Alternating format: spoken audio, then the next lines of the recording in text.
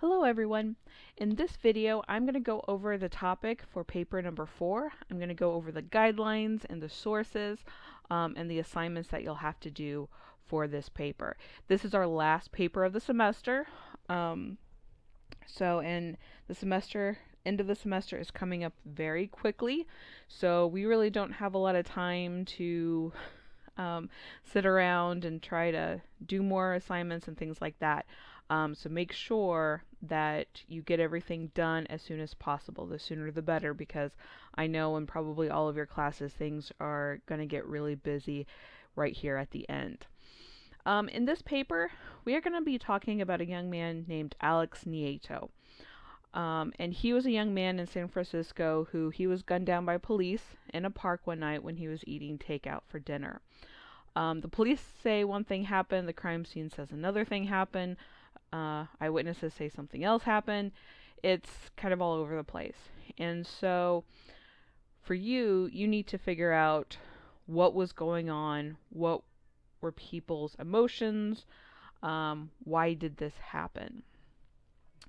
Before we get to the guidelines, let's take a look at the pre-writing assignments folder here. And there's only two links here. The first one we'll go into, this has all the links to all your sources. So there's 9 sources. These first 2 are articles, and then the rest are videos to watch. You do not have to include all of them in your paper, okay? Just a few of these will be required in your paper.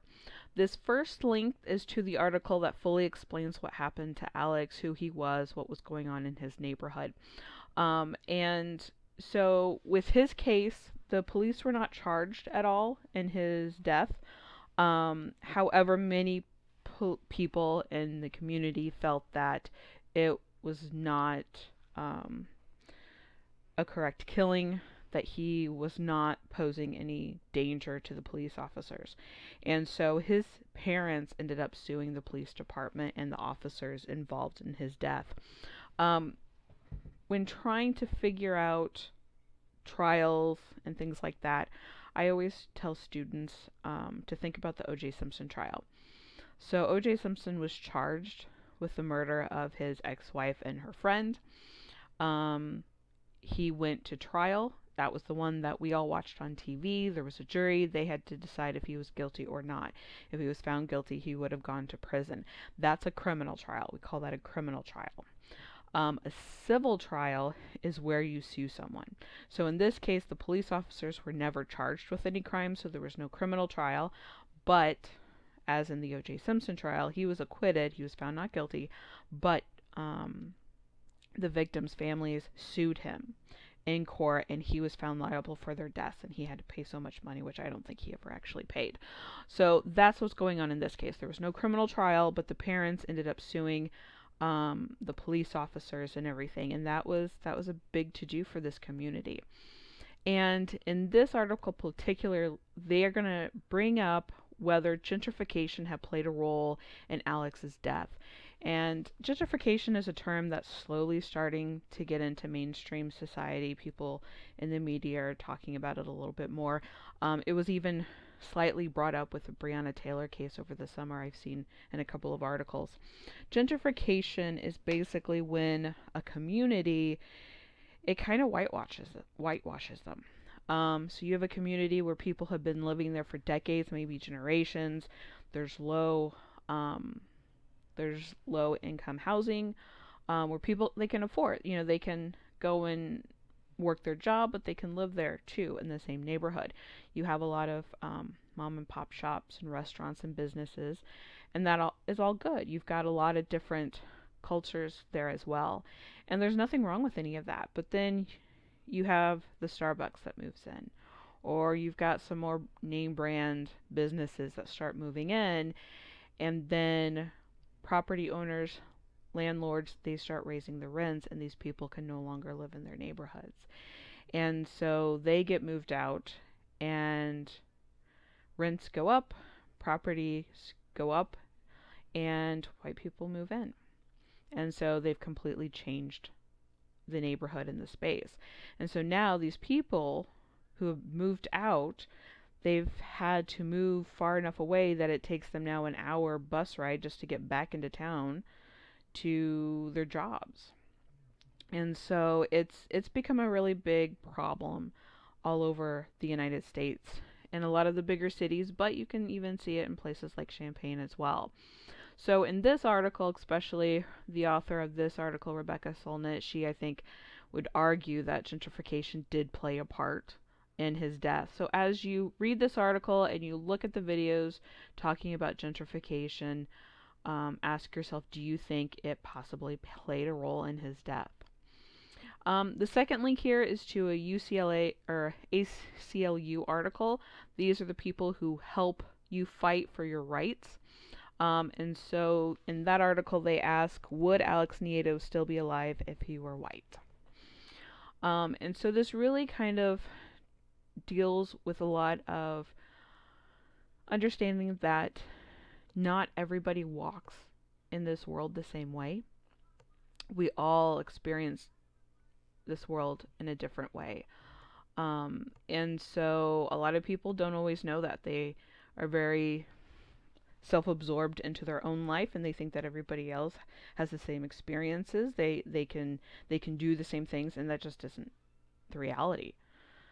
And so here I've included a few videos here that kind of deal with that. So number 3, this is from AT&T CEO. This was from a few years ago when we had a lot of police shootings going on, and this was the CEO of AT&T at the time saying, I didn't know this. I didn't know that my friend, who I've been friends with forever, he can't go jogging in his neighborhood without the police stopping him and having to show identification, and things like that, and that things have to change. Starbucks, remember Starbucks had a number of problems as well that were caught in video. They went viral, and so they had closed down for a day for bias training. And so this is a link to a short video that looks at what that kind of bias training looked like for them. And then here's another example. This was an actor that you will probably know. Police pulled a gun on him and said he was breaking and entering, but he was in his own home.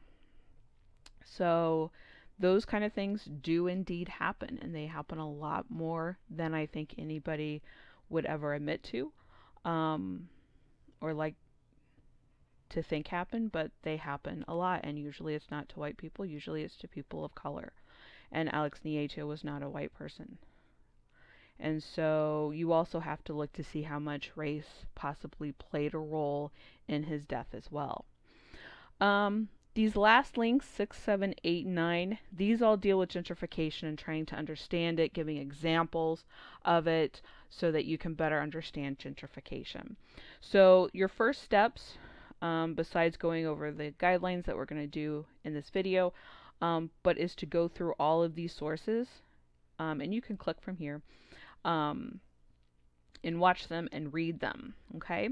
And then the other thing in the pre-writing assignment folder are questions about gentrification.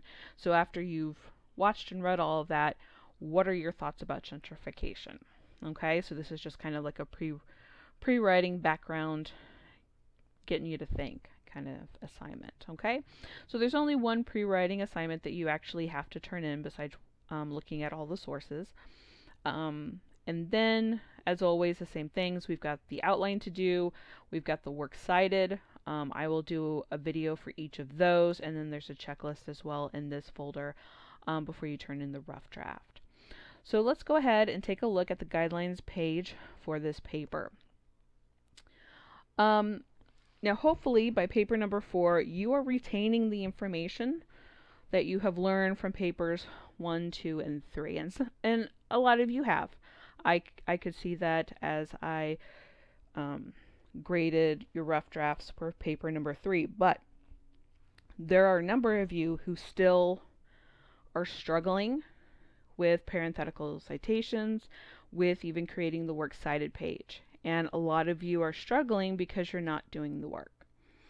You're not watching the videos I've created that goes step by step through how to make the citations for the works cited page. And I'm not sure why. I mention it in my feedback for your outline and works cited. I say, hey, Cobra told me you did not watch the videos. Clearly your assignment shows you didn't. You need to go watch the videos. Then I look at your rough draft. You clearly didn't watch the videos and it's still suffering. So that really shows to me as a teacher that you're really not wanting to put the work into this. Okay? So you got to ask yourself, this is the last paper. How much work are you going to do for it? During Thanksgiving week, I will be sending out emails to students letting them know that December 4th is the last day to withdraw from class. And I will let students know, hey, I've done the math. You're not going to pass. Okay? I'm going to be upfront with you about that so that you can make that decision. If you want to take whatever grade you earn in this class or possibly withdraw from class. Either way, it does affect you financially and academically. So talking with your financial aid advisor, your academic advisor, is very important. So make sure you make the right decision for yourself. All right, so for the guidelines for this paper, you're going to look at an introduction where you're going to give a synopsis of who Alex Nieto was, what happened to him, and then what happened with the civil trial.